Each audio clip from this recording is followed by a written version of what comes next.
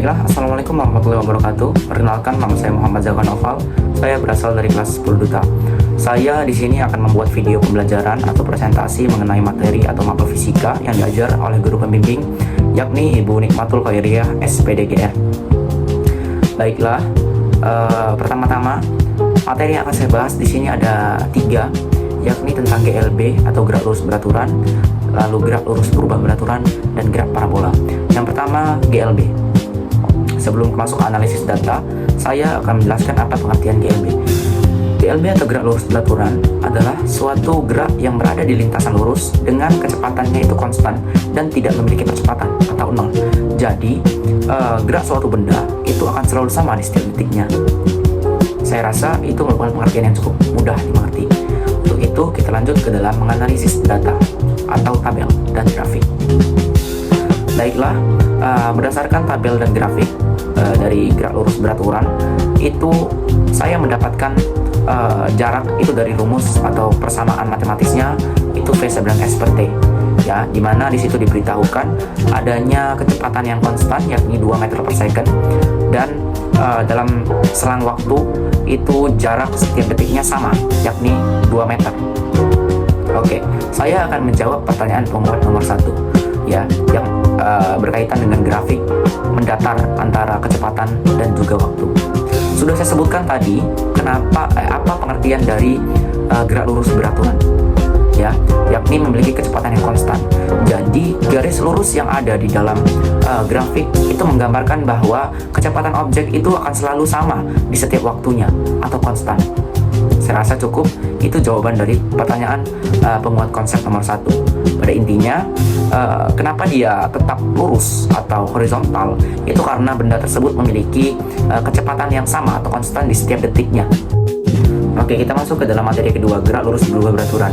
Apa itu GLBB? GLBB adalah suatu gerak yang ada di lintasan lurus, di mana gerak objek tersebut itu dia memiliki kecepatan yang tidak konstan dan memiliki percepatan alias percepatannya tidak nol.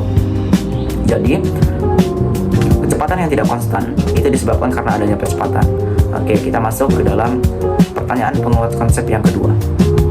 Mengapa di grafik antara jarak dan waktu itu bentuknya melengkung? Hal itu bisa terjadi dikarenakan pengaruh dari percepatan.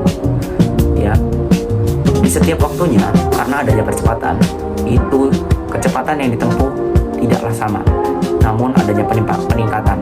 Peningkatan tersebut memiliki pengaruh terhadap gradien kemiringan yang ada di grafik, sehingga grafik itu tidak menghasilkan garis yang lurus, tetapi malah menghasilkan bentuk yang melengkung. Jadi intinya, grafik yang melengkung itu dikarenakan atau disebabkan atau dipengaruhi karena adanya percepatan. Selanjutnya, ini kita akan menjawab pertanyaan penguat konsep yang ketiga, yakni kenapa di percobaan kedua kecepatan itu selalu meningkat. Ini jawabannya sama. Hal ini karena adanya percepatan yang bekerja. Jadi, percepatan merupakan sebuah alat yang berguna atau berfungsi untuk meningkatkan kecepatan atau memperlambat kecepatan. Jadi, peningkatan kecepatan itu disebabkan oleh adanya percepatan. Oke, kesimpulannya, gerak lurus beraturan itu merupakan gerak lintasan lurus yang kecepatannya itu konstan dan percepatannya nol.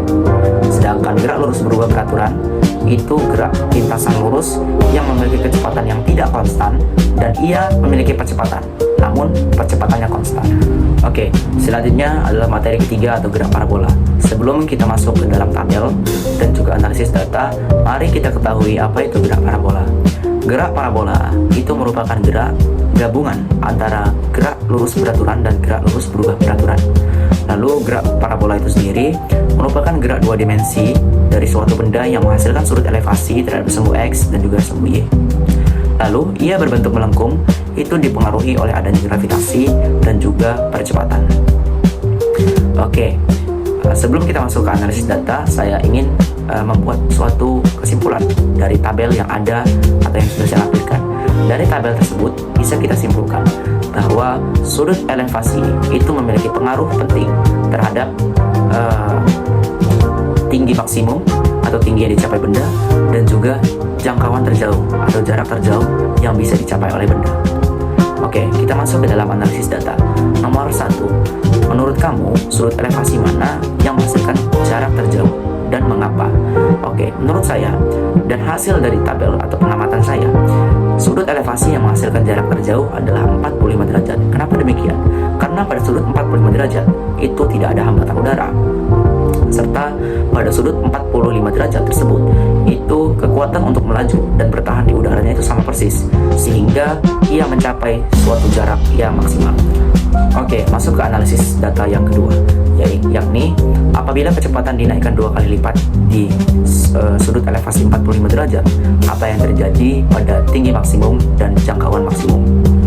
Oke, yang terjadi pada tinggi maksimum dan jangkauan maksimum itu akan terjadinya peningkatan 4 kali lipat lebih jauh dan lebih tinggi dari titik awalnya. Karena apa?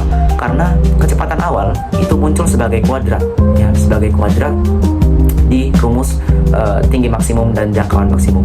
Rumus tinggi maksimum itu adalah V0 kuadrat sin kuadrat theta per 2 gravitasi. Lalu rumus jangkauan terjauh itu adalah V0 kuadrat sin 2 theta per gravitasi. Nah, dari rumus tersebut sudah bisa dibuktikan bahwa kecepatan awal itu memiliki pengaruh dikarenakan bentuknya yang kuadrat. Oke, kita masuk ke analisis data yang ketiga. Jelaskan mengapa komponen kecepatan pada horizontal atau Vx itu konstan dan pada Vy itu berubah-ubah. Itu kenapa? Ya, itu bisa terjadi karena kecepatan pada lintasan horizontal konstan itu terjadi karena tidak ada pengaruh gravitasi dan ia tidak memiliki percepatan. Nah, kalau Vy atau komponen kecepatan pada vertikal itu ia berubah-ubah atau relatif, itu dikarenakan adanya gaya gravitasi yang menyebabkan suatu benda tersebut mengalami percepatan ataupun perlambatan. Oke, kita masuk ke dalam analisis data yang keempat. Ya, di sini diperintahkan kita untuk menghitung kembali dengan rumus-rumus yang telah disediakan. Apakah hasilnya sama? Apabila tidak sama, maka apa kendalanya? Baiklah, saya di sini sudah menghitung kembali dan tidak memiliki kendala apapun.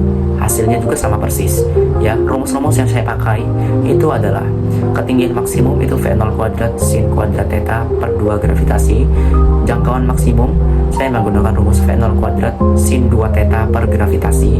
Lalu waktu maksimum saya menggunakan rumus 2V0 sin theta per gravitasi. Dari rumus-rumus tersebut saya mendapatkan hasil yang konsisten dan sama persis dengan data. Ini membuktikan bahwa perhitungan yang telah saya lakukan benar dan data yang telah saya dapatkan itu akurat, sehingga saya tidak ada kendala apapun dalam melakukan penghitungan.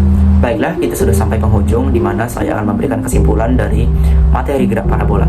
Kesimpulannya, sudut elevasi akan semakin meningkat ketinggiannya dari sudut 30 derajat sampai dengan sudut 90 derajat.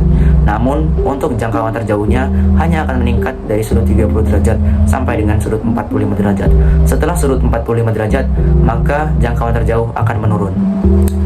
Baiklah, semua materi telah saya sampaikan. Maka dari itu, saya akan memberikan suatu pantun sebagai bentuk penutupan dari saya.